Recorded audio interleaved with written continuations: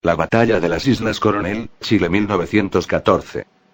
A comienzos de la Primera Guerra Mundial, Alemania tenía una flota en el Pacífico, el llamado Escuadrón Alemán de Asia Oriental, con órdenes de atacar el comercio entre Gran Bretaña y sus aliados y las colonias de la zona. En realidad, Alemania, desde 1870 tenía un grupo de cruceros siempre en la zona.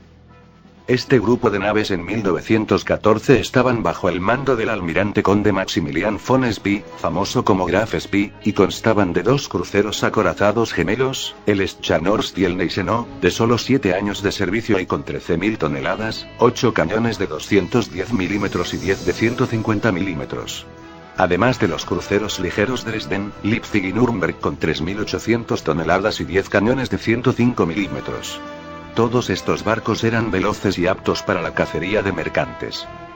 En cuanto Japón entra en la guerra del lado aliado, von Spee abandona el puerto de Tsingtao en China, y desaparece. Los aliados emprenden una búsqueda frenética de esa escuadra alemana por cerca de 2 meses sin señal alguna.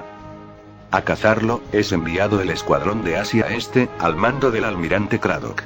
La única información que tenían consistía en un mensaje interceptado que indicaba que los alemanes iban a hostigar el tráfico con Sudamérica.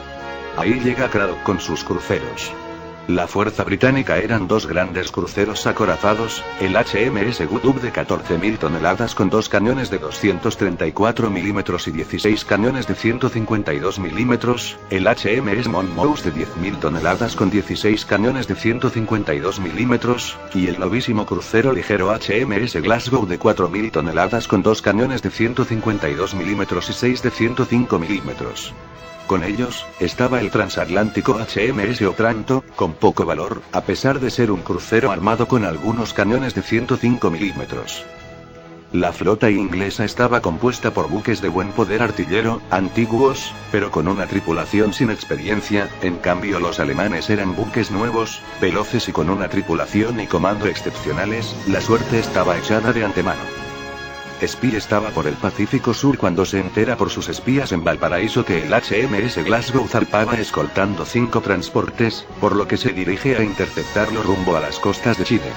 Mientras tanto, el almirante Cradock esperaba en puerto en las Islas Malvinas. Ya enterado del poder de la escuadra alemana, pide refuerzos. A tal fin se le envía el acorazado HMS Canopus y el crucero acorazado HMS Defense, ambos parten rumbo a tal colonia inglesa. El almirante Cradock decide que pasados los días, no podía esperar y parte de Malvinas al Pacífico, quedando en encontrarse con los refuerzos y con el HMS Glasgow cerca de las costas de Chile, en las Islas Coronel. El primer lord del almirantazgo, Winston Churchill, le ordena detenerse y esperar la llegada de los refuerzos el día 28 de octubre, pero Cradock desobedece la orden. Hay otras versiones que dicen que no la recibe. Lo cierto es que el HMS Glasgow entra al puerto de Coronel en la tarde del 31 de octubre para esperar al escuadrón de Asia Este. Allí estaba un mercante que comunica por radio inmediatamente la novedad al almirante Spee, con lo cual acelera para atraparlo estando a pocos kilómetros.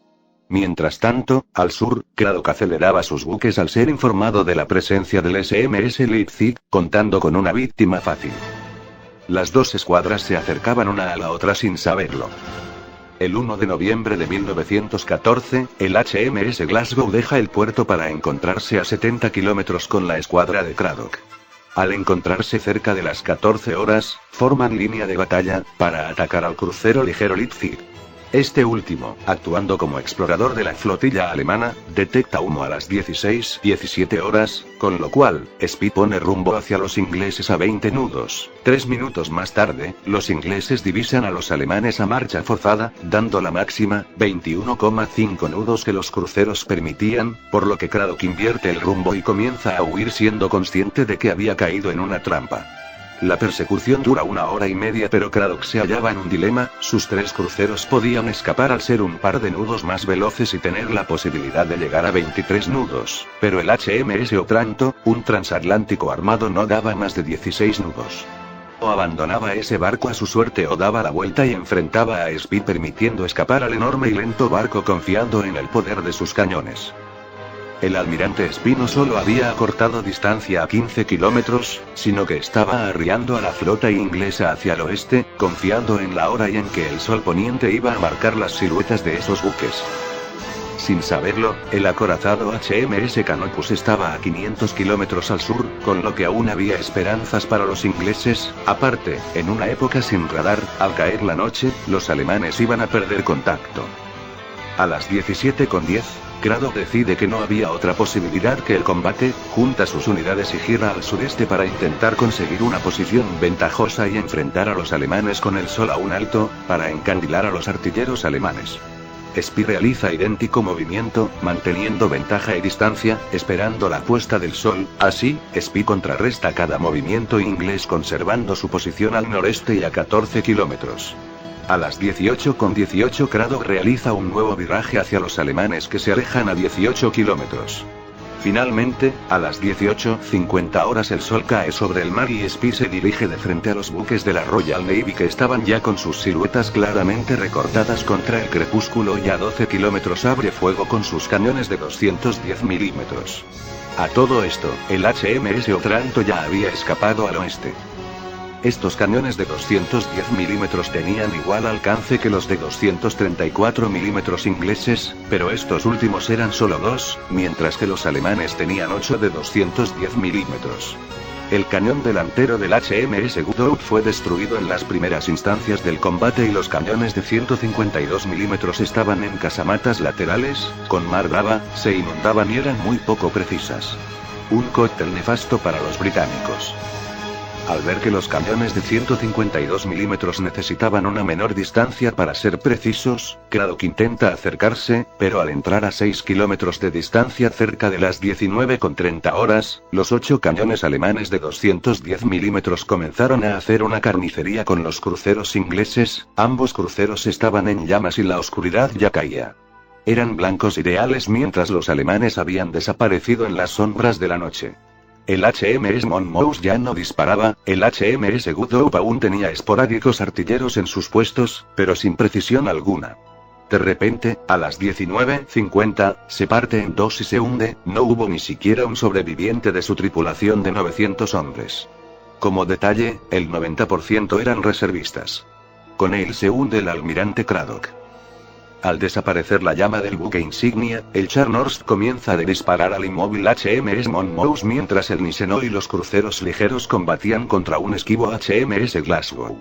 El capitán de ese barco descubre que cada vez que disparaba, los alemanes usaban esa llamarada para apuntar, por lo que decide cesar el fuego y escapar velozmente al sur.